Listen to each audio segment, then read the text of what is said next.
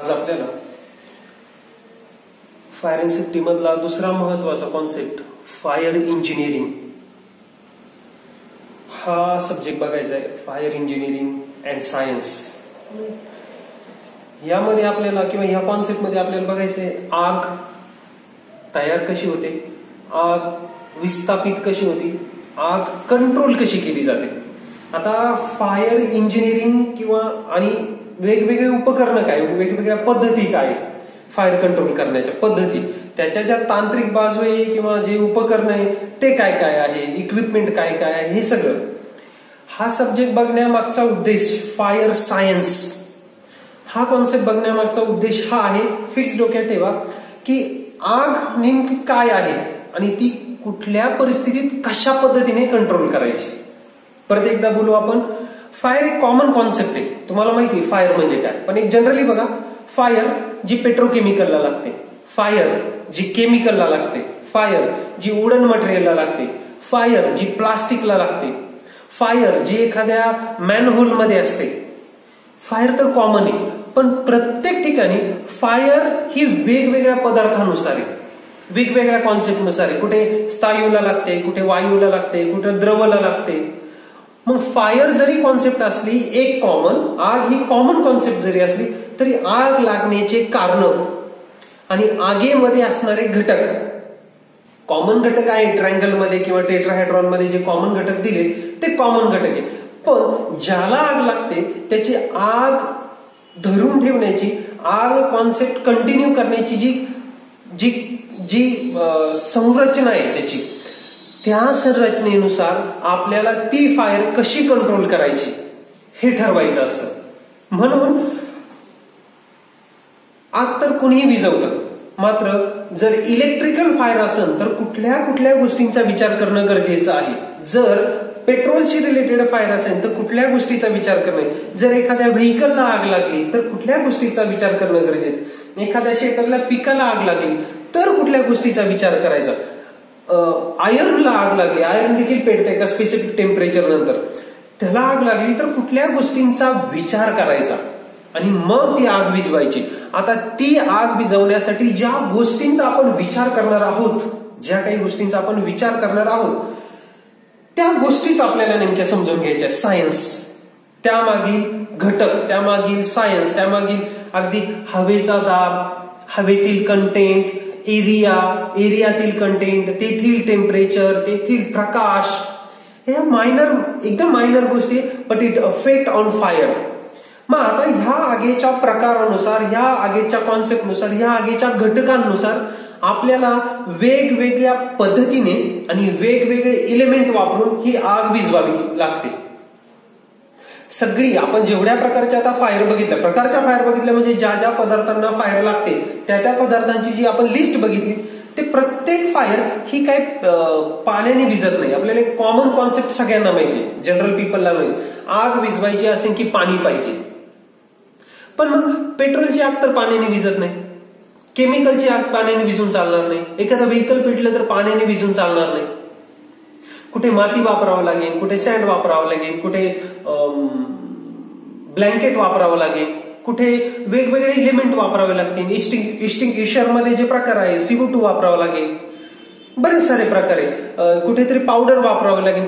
हे जे घटक फायरमध्ये आहे आणि जे वातावरण तिथे आहे त्यानुसार आपण कुठले घटक त्यावर इम्पोज करायचे आणि फायर इनहिबिट करायची हे आपण ठरवतो. हे डिसिजन तुम्ही जेव्हा घेणार त्या डिसिजनचा जो बेस आहे तो आहे फायर सायन्स.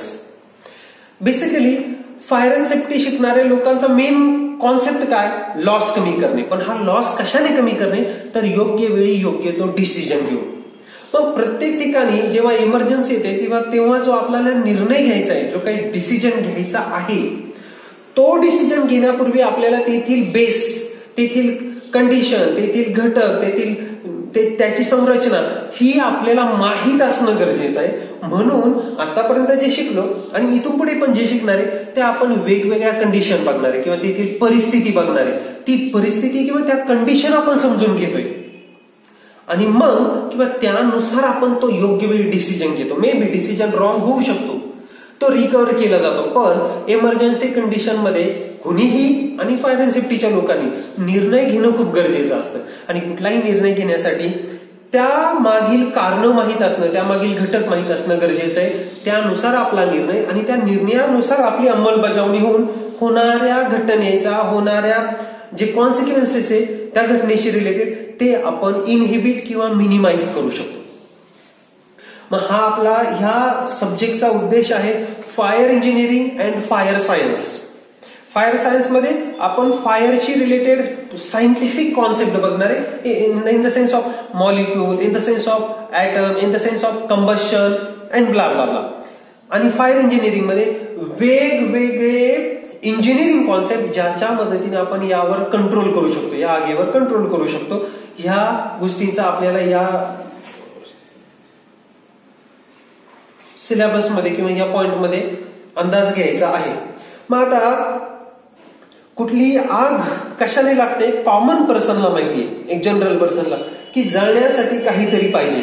मे बी लाकूड पाहिजे, मे बी प्लास्टिक पाहिजे, मे बी जे काय असेल ते, म्हणजे जळण्यासाठी काहीतरी पाहिजे. आग लागण्यासाठी कुठेतरी उष्णता तयार होणं गरजेचं आहे, हीट. बॉस फक्त लाकूड आहे उपयोग नाही, फक्त लाकूड काय पेटणार नाही, कुठेतरी स्पार्क झाला पाहिजे, कुठेतरी हीट तयार झाली पाहिजे.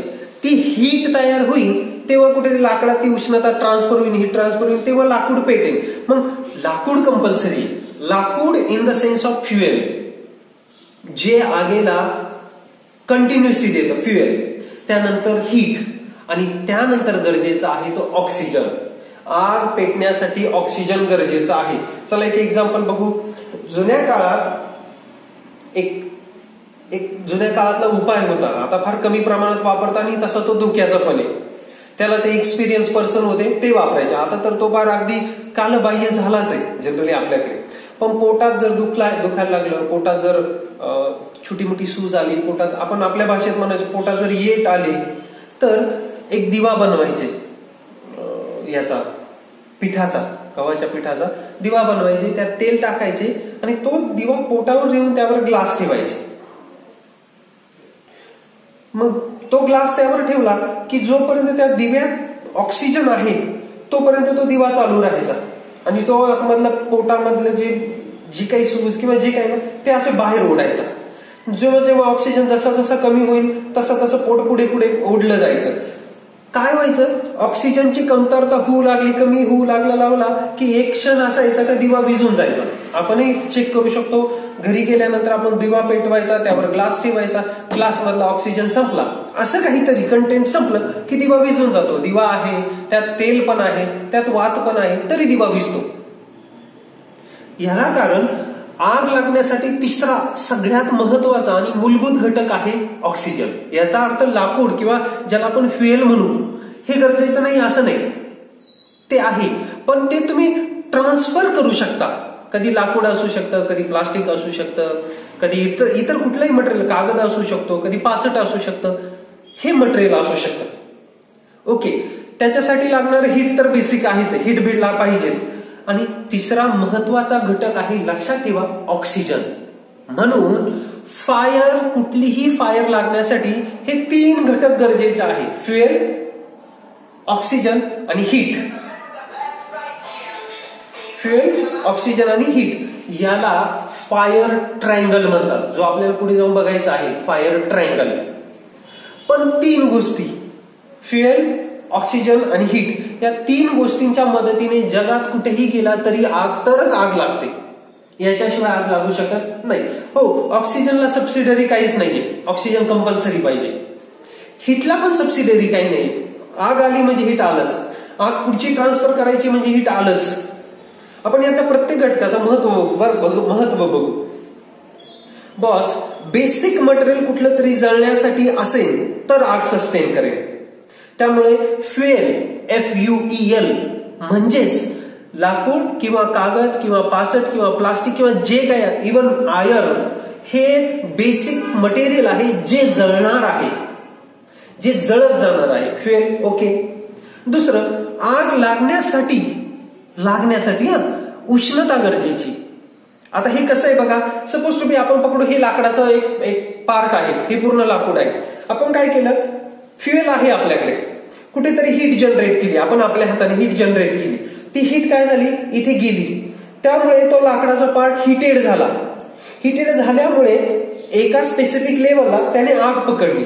आता ही आग पकडली इथपर्यंत पेटला, पुढचा पार्ट पण पेटणार आहे, फ्युएल पुढचं पण पेटणार आहे, पण कधी इथे पेटल्यामुळे याची हीट कुठे ट्रान्सफर झाली इथे, ती एका स्पेसिफिक लेवलला गेली की मग ते पेटेल, मग ती पुढच्या स्पेसिफिक लेवलला गेली की मग ती पेटेल. म्हणून आपली आई जेव्हा चुलीतले लाकडं विझवते ती केव्हाही म्हणजे कधीच चुलीच्या त्या लाकडांवर पाणी नाही टाकत. तुम्ही बघितलं का, तिनं लाकूड जिथं पेटलेलं आहे ना त्याच्या पुढे पाणी टाकते. म्हणजे काय होतं नेमकं, हीट ट्रान्सफर होत नाही.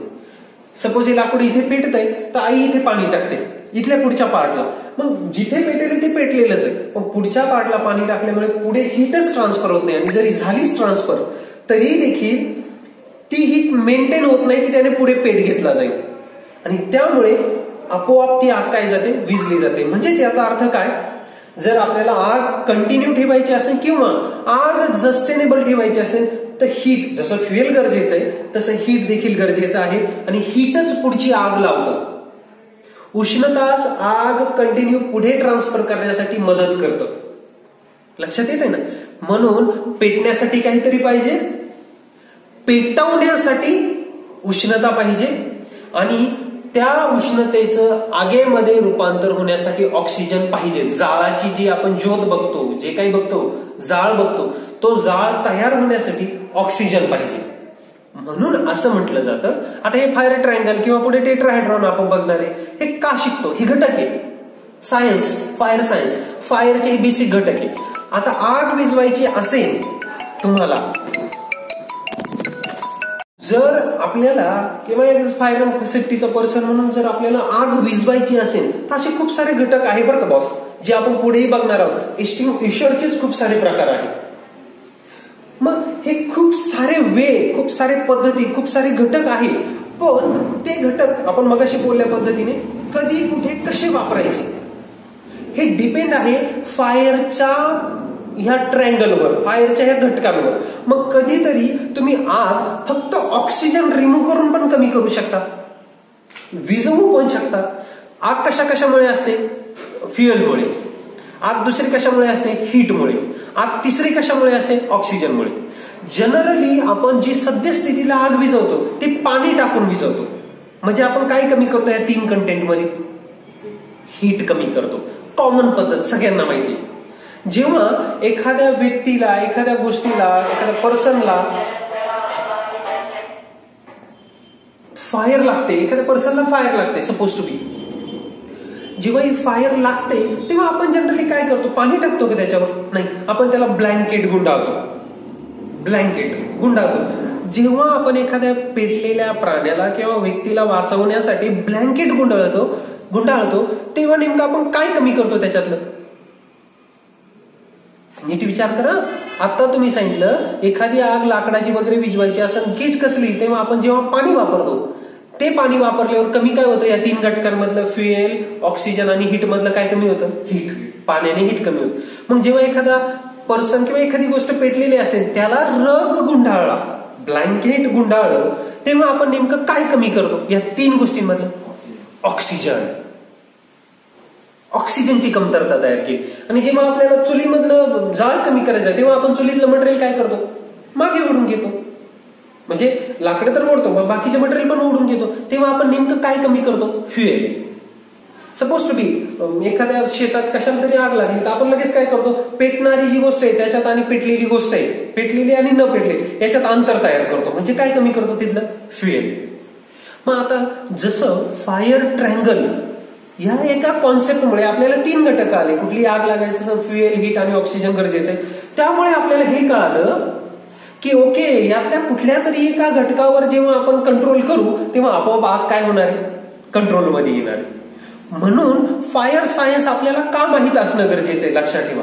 फायर सायन्स यासाठी माहित असणं गरजेचं आहे की आगीचे घटक, सद्य परिस्थिती, तेथील वातावरण, तेथील बाकीचे जे घटक आहे, सामाजिक किंवा जे काही घटक आहे, हे सगळ्या घटकांचा आपल्याला विचार करायचा आहे. आणि त्यावेळेस कुठल्या घटकावर आपल्याला मारा केल्यानंतर किंवा कमतरता तयार केल्यानंतर ही आग कंट्रोलमध्ये येईल, हा विचार आपल्याला करायचा आहे.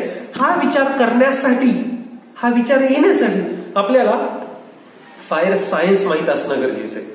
मग या फायर सायन्सच्या बेसिसवर, या फायर सायन्स जेव्हा तुम्हाला माहिती होईल त्यानुसार पहिले तर या फायर सायन्स नुसार वेगवेगळ्या घटकांनुसार वेगवेगळे उपकरण बनलेत. एक्सटिंग्विशर बनलेत, स्प्रिंकलर बनलेत, ड्रेंचर बनलेत, फ्लडिंग सिस्टम बनली, कुठेतरी ऑक्सिजन कमतरता करणारी सिस्टम बनली, अशा खूप साऱ्या सिस्टम बनल्यात. कशाच्या बेसिसवर? आपल्याला आगीचा प्रकार, आगीतील घटक आणि कुठल्या परिस्थितीचा विचार करता कुठल्या घटकावर कंट्रोल करायचं यानुसार ही उपकरणं बनवण्यात आली, ही इंजिनिअरिंग करण्यात आली.